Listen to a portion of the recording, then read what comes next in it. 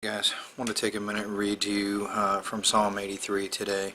I'm looking at this in the Christian Standard Bible, but you can look at it whatever version you want. It all says the same thing.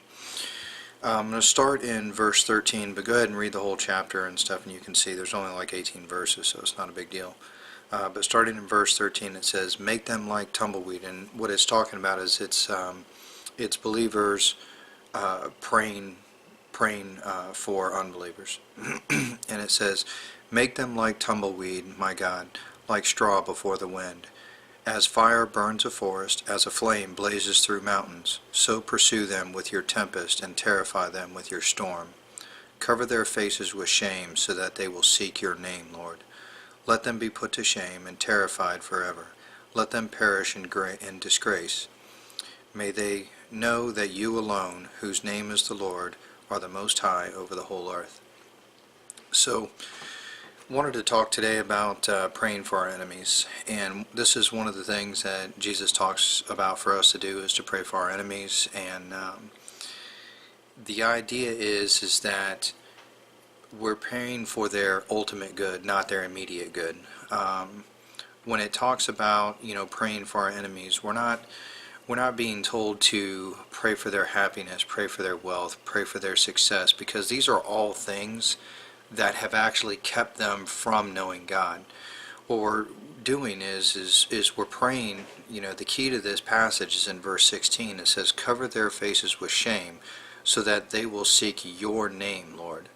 And the idea is that many of us did not come to know the Lord until we came to the end of ourselves. And by praying for our enemies, what we're told to do in praying for them is to pray for their ultimate good, not their immediate good. We want to pray for them to come to the end of themselves. We want to pray for them not with a heart of vengeance or revenge or anything like that, but pray for them genuinely with the intent that they would reach the end of themselves too.